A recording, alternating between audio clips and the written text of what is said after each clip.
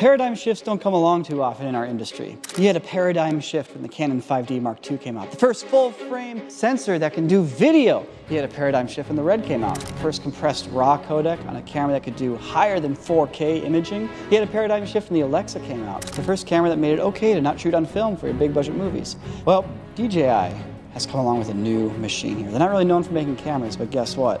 They just invented a camera that not only has one new paradigm shift in it, but 3 paradigm shifts. It's pretty crazy.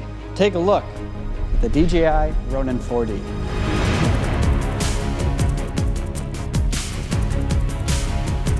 I'm not exaggerating here. This camera is going to completely change how we shoot videos. And I'm going to tell you why. So when you think about companies like Sony or Canon, they release cameras almost every year. They have constant updates coming out. The thing is, as they do those updates, the evolution of the cameras is iterative. Oh, we got a 4K sensor, now it's a 5K sensor, now it's a 6K sensor. Oh, we could record at 72 frames per second at full resolution, now it's 96. It's all these little tiny steps. They keep getting better, they're nice cameras, but if they just went out and made the perfect camera right from the get-go, well, they wouldn't have an updated camera to sell you the next year. DJI here has done away with that entirely. They're like, well, what if we just rethought the entire system and then made all that into one camera? So let me talk about these paradigm shifts, right? 3 paradigm shifts, well that's 6. 3 paradigm shifts, what could those possibly be? All right, paradigm shift number 1. You've all used gimbals or seen gimbals before, right? It's all a bunch of little axes with gyroscopes and it keeps your camera stabilized in the center by counteracting the movement that you make. Right now you have to put your camera in a gimbal. And DJI was like, you know what if we put the gimbal on the camera? So they basically have a camcorder body here, and the gimbal's built into the front of it. This is the Zenmuse X9. If you guys have ever worked with an Inspire drone, well, those have a Zenmuse gimbal on them. This is the brand new one. It's a full-frame sensor gimbal, and it's right here built into the camera. And if you're using the DJI lenses, well, you don't even have to rebalance it. You can just swap lenses and keep shooting. That's been one of the hugest pains in my butts when it comes to gimbals is rebalancing. Every time you want to change your focal length, you gotta rebalance. Every time you want to put something on or off the camera, you gotta rebalance. Every time you sneeze, every time an hour passes by, every time the temperature changes, you gotta rebalance the camera. Well, I'm exaggerating a little bit, but rebalancing is a huge pain in the butt. With this new camera, you don't have to rebalance it. And you're like, that's cool, Niko, but I can rebalance a gimbal. It's not the end of the world. But you know what is the end of the world? Your little gimbal bounce. I can always tell it's gimbal footage. You know, it's not shaky, but it definitely has this up and down movement because you know what? It's not a Steadicam. All it does is stabilize this guy, but it doesn't stabilize any of this, right? You gotta get a big, expensive Steadicam for that to get that Hollywood look. So DJI is like, you know what? Now we got a stabilizer arm. That's right, this gimbal has a 4th dimension. Basically, DJI looked at those videos of chickens and they were like, ha ha ha, you should put a camera on their head. And then their engineers took it really seriously and they did that. There's actually a sensor down here on the bottom, basically taking from their drone technology in order to tell distance, and it can tell its distance from the ground. So it uses that to gauge its height for this head. And you can actually change different methods here. We can actually lock it, so it keeps the Z-axis locked in space, just like that chicken head. Or we can put it on follow. And it stabilizes any vertical bumps. Another reason that having a gimbal built into this camera makes it special is that it unlocks tracking. So you can actually lock onto a subject in your frame and focus on not running into something or falling over, or if you're on one wheel, not crashing. And the gimbal will always keep your subject framed up, which is pretty amazing and really unlocks a lot of really cool shots. So this is huge, actually. This is a paradigm shift. This is completely rethinking gimbals. No more balancing and no more up and down wobble. It's a true stabilized system. This is enough to go out and buy this camera. But I got 2 more paradigm shifts for you. What the heck could they be? This camera comes with an external wireless monitor using DJI's proprietary wireless video transmission system that lets you transmit video up to 20,000 feet with low latency. What's so special about wireless, right? Well, we've had wireless for our cameras before. Yes, you have, but you have to go out and you have to spend a lot of money to get special systems. You have to attach them to your camera body. You have to figure out how you're gonna power them. You gotta run an HDMI cable or an HD SDI cables. Basically, right now we're running wireless as a pain in the butt. And it's something that you're doing on almost every big film set. Even most small film sets now, you're trying to do some sort of wireless solution. And that's one of those things where you look at what the camera companies are making and no one's addressing it. But DJI was like, you know what? We've got gimbals now on our camera. Let's take it a step further. The wireless is built into the camera. It's powered by the camera. And there's no interference issues. It's just a rock solid image. It's a rock solid image. I can go wherever I want. I can go wherever I want. I can literally go upstairs on the other side of our brick wall. All right, we're here. We gotta point this at something so we can tell that it's moving. All right, there we go. Let's go on a journey. Still going. Sorry, Jake. 1 second, I have to get this shot. Okay, and action. All right, perfect. Love it.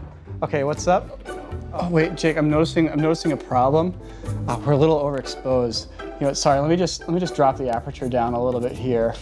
Well, that's right, I have full control over the camera with this wireless monitor. It's not just wireless video, this is full access to the camera. I can literally take the handles off the side of the camera and stick them on the side of the monitor and control the camera with a joystick, hit all the buttons. I mean, I can straight up use the touchscreen here, change the white balance, change the ISO, change the shutter speed. The fact that this is not just wireless video, but full wireless control, full mirrored wireless control. Is this the perfect camera?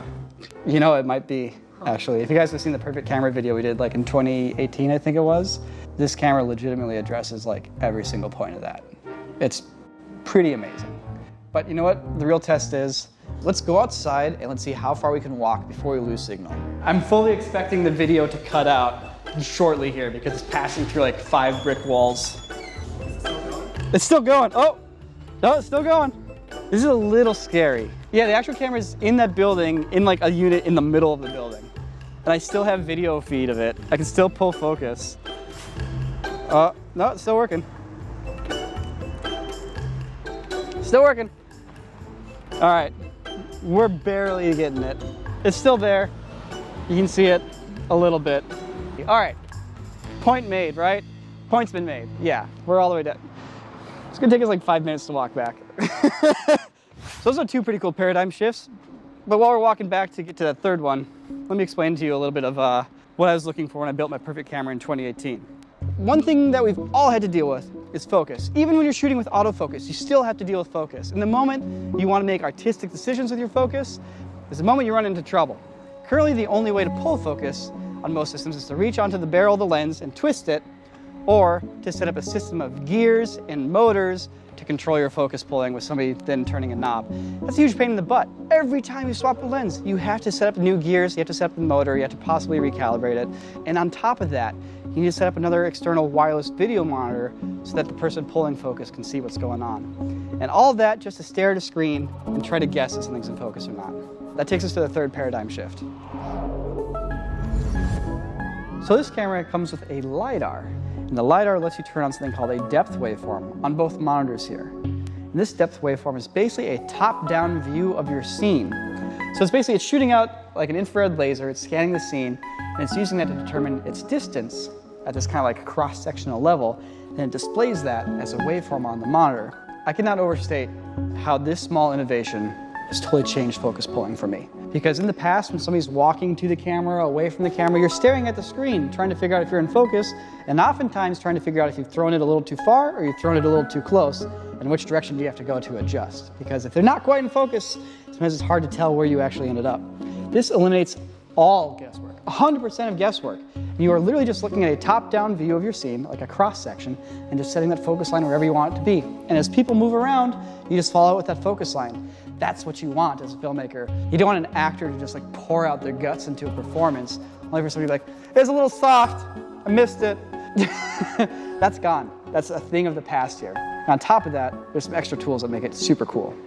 So by adding this LiDAR, not only did DJI change the game of focus pulling, but they've come up with a bunch of new visual languages that you can use to make your focus pulling game perfect. So you have the waveform, amazing tool. You can actually use autofocus to have it highlight an area of pixels, but you can disable the autofocus focus pulling so you see your highlighted zone that you want to have in focus as green pixels on your LiDAR. And then you can move the focus yourself. Handy little tool. On top of that, they have a hybrid autofocus pulling system where the camera will pull focus. It'll even turn the wheel for you as it automatically tracks a zone that you selected on the screen or a person's face. And then at any point, you can adjust it. So in other words, you get all the power of autofocus, but all the power of artistic decisions from manual focus at the exact same time. And you're not guessing by trying to look at the screen and squint and you're like, are these pixels actually sharp? It doesn't matter anymore because you got this LiDAR. All these paradigm shifts pull together into one cohesive package.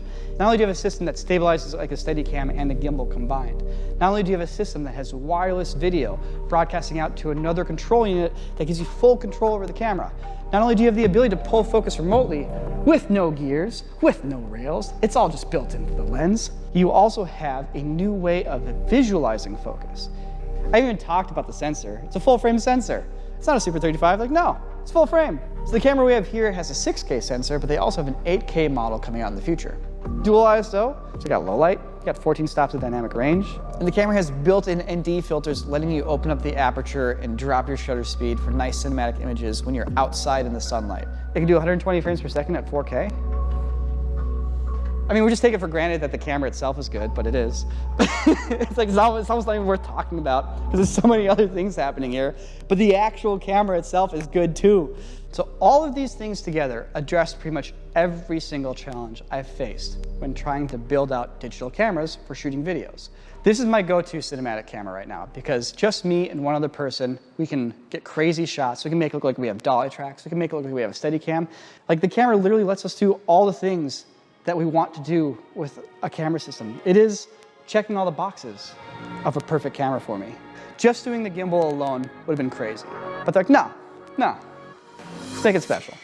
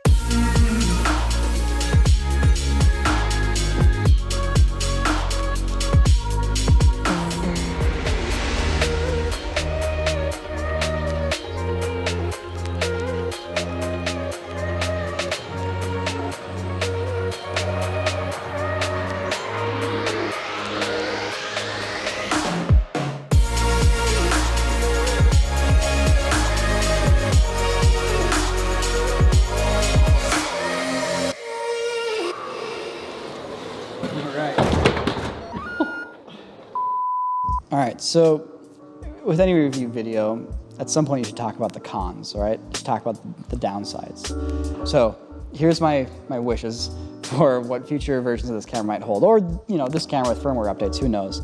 I would love to see more official DJI lenses that are a little more built out for cinema. So a little bit smaller, minimum focal distances, a little bit more telephotos in the set, a 16mm that covers full frame. Because frankly, with this camera system, I think you're just going to want to use these lenses. You can use other lenses. It has adapters. You can put E lenses on there, you can put M lenses on there. A good amount of the E lenses actually use the internal focus motors, so you don't have to put any gears or railings on. And to me, that's key. The camera comes with focus motors if you want to use other lenses that require them, but I want to make sure I never have to put rails and gears on my lenses. I always want them to integrate naturally with the camera.